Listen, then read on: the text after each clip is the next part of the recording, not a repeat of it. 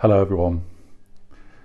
I was backing out of my drive this morning, and it was the windows were a bit hard to see through because of condensation, and I was kind of I kind of put some windows down so I could see, and I looked like everything was all clear, and began to back out, and fortunately something made me stop, and I stopped and realised that a cyclist was just going past me, and if I'd carried on I would have knocked that cyclist over.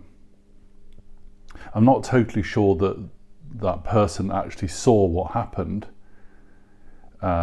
but I became all too aware of it, and was very thankful that I'd that last moment stopped the car. And I was thinking about that as I drove on down through past the sea down kind of to park at Christchurch. And I was thinking about it's just kind of small things. There must have been a small thing that alerted me and that made me stop at that point.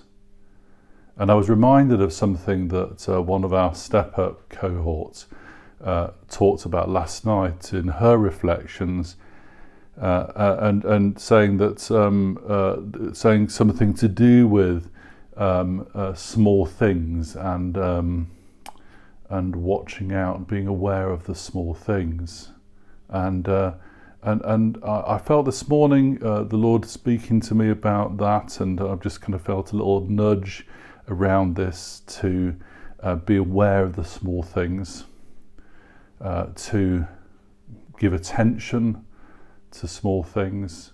I was reminded of the book of Zechariah, and Zechariah 4 especially, and there's a famous verse in there, Zechariah 4 verse 10, which says, "Who dares despise the day of small things?" And this is the Lord speaking. So this is a prophetic thing. The Lord is speaking to Zerubbabel, the leader then, the people then, and alerting them to small things. You see, the Lord doesn't despise small things. We're, in a sense, we're small, and He doesn't despise us.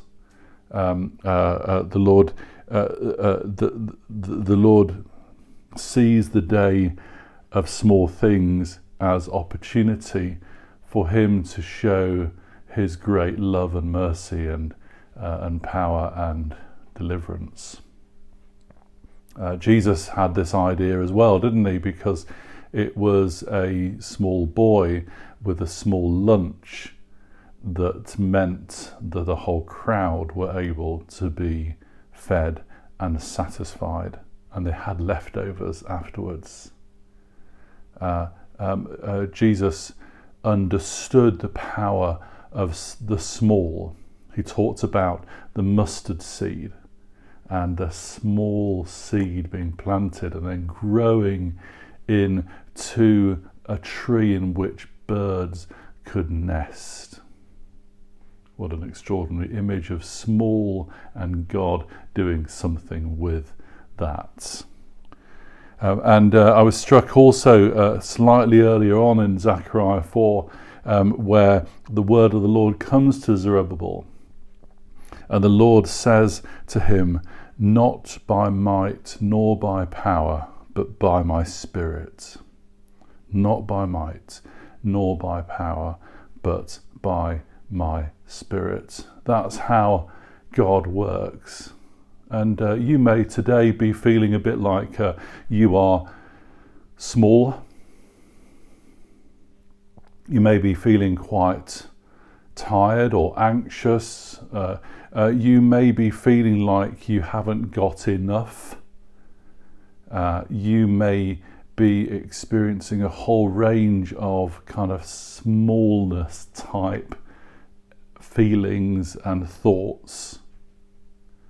And I want to encourage you today that the Lord says to you, like he said to Zerubbabel, not by might nor by power, but by my Spirit. And don't despise the small things. And secondly, and finally, I want to say to you, look out for small things today and this week. As you listen to this, watch this, go into these next days watching out for small things that the Lord is showing you, small things that are happening around you for you to be alert to. It may be, like I found this morning, an alert to danger. Or it may be as simple as the Lord pointing out somebody to whom you need to bring encouragement, a small mustard seed, a small seed of encouragement into somebody's life. Watch out for the small things.